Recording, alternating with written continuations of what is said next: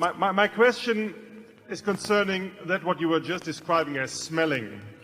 And I mean, you told us in former shareholder meetings, if management loves money, do not invest. If they love what they do, preferably if they come tap dancing to the office every day, and all other things are right, then invest. That resonated to me very good with the biblical truth that not money itself, but love for money is the root of all evil. And the principle that once made Prussia the largest of all German kingdoms, namely the ethos of doing a job for its own sake.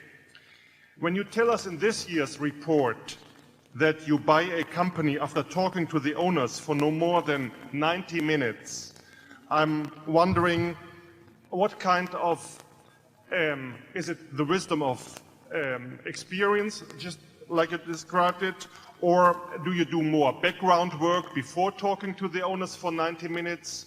What's the process like? Do you do background checks, or do you talk to competitors? Do the other people in headquarters do that work for you? How does this whole thing work? Well, it's a very good question, and all of the things you suggest might well make sense. I mean, talking to competitors, talking to ex-employees, talking to current employees, talking to customers, talking to suppliers, all of those things Phil Fisher laid out in a book over 40 years ago, and we have done a fair amount of that over the years. But Charlie would have behaved exactly the same way I did on the company you're referring to. I got a call from Craig Ponzio in December on a Monday. It was about a company that made custom picture frames. I'd never heard of the company before. I'd never heard of Craig before. I didn't talk to him on the phone much more than 15 minutes. He would be here today. His wife became seriously ill, or at least we hope it's not serious, but at least there was a problem last night. But Craig talked to me for maybe 20 minutes, and you can tell when, I mean, it's just all the difference in the world. And he laid out what the custom frame, how the custom frame picture business works. And it's not complicated. I hadn't thought about it for 10 seconds in my whole life up till then. You know, I've had some pictures framed, and I get around.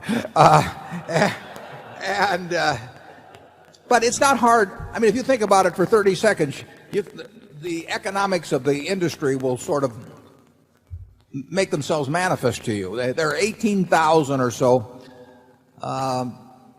framers in the country. It's a small business. So you're dealing with thousands of people. Now, what's important to those thousands of people that you're dealing to? They're doing $250,000 or $300,000 or $400,000 of business a year, and they have customers who come in periodic, like I might come in once every 3 months or every 6 months and say, here, I'd like it framed, and they may ask me about what kind of frame I want, or I may leave it up to them. It's a service operation to a very great degree. And Craig built something starting with, in 1980 or so, with $3 million of sales. He built an organization that became enormously responsive to these 18,000 or so framers. They call on those people 5 or 6 times a year. They get 85% of the frames to those people the next day when they order them. That's what counts in that kind of a business.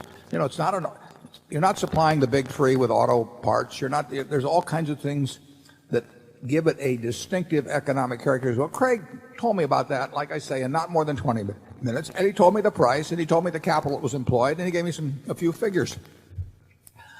I knew in talking to him that he had a deal that made sense, you know, and I said, when can you come in? That was on a Monday. He said, I'll be there Wednesday morning. And he came with Steve McKenzie, who is here today, and who I encourage you to meet. And I think they got there at 9 and they left at 10:30, and we'd shaken hands.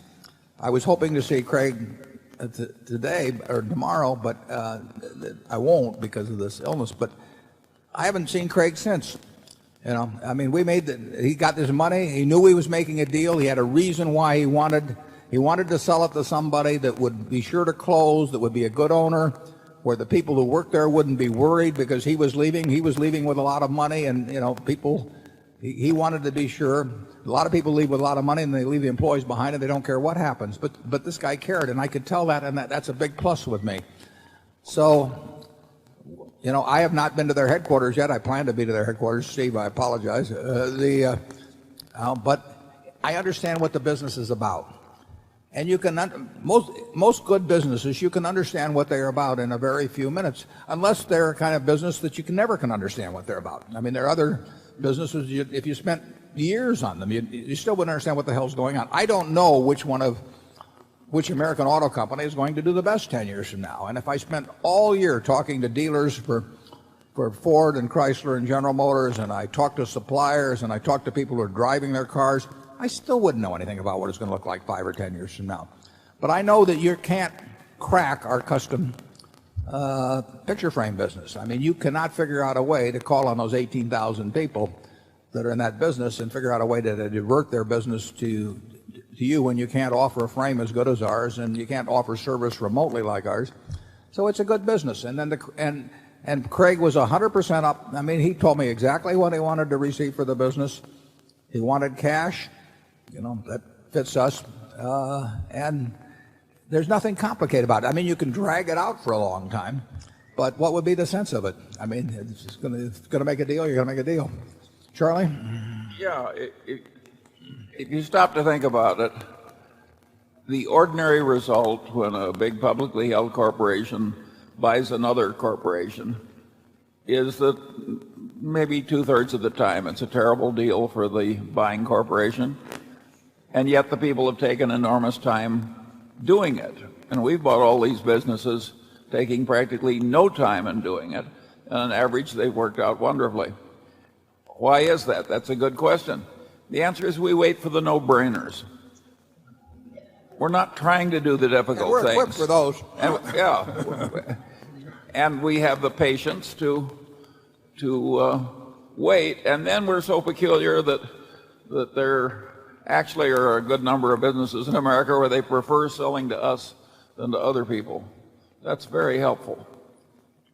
I just saw a review of a major company that made 10 acquisitions in a recent 5-year period.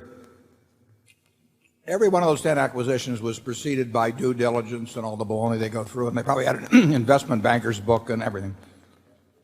Not one of the 10 in 2001 lived up or was even close to the expectation of the presentation that was made at the time of purchase.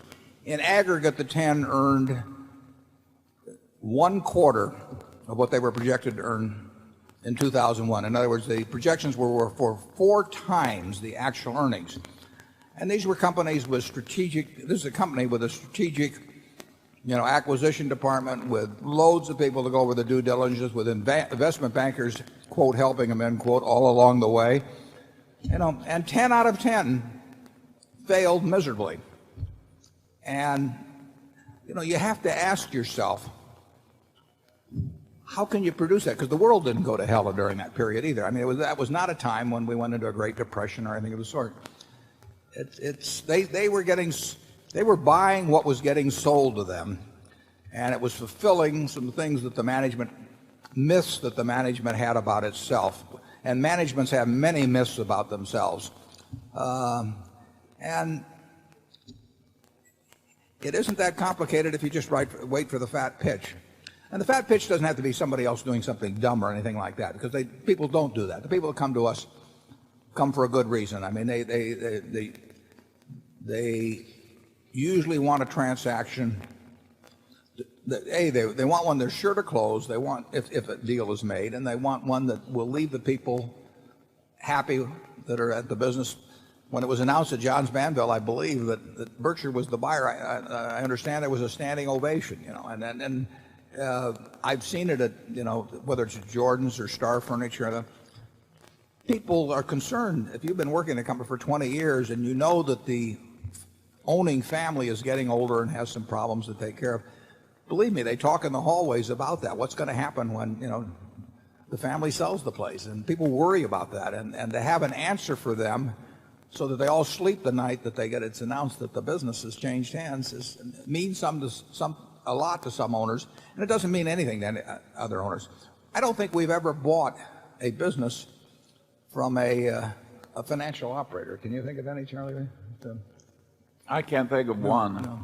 No. somebody once defined hell in a legal system as a place with endless due process and no justice, and we're getting close. And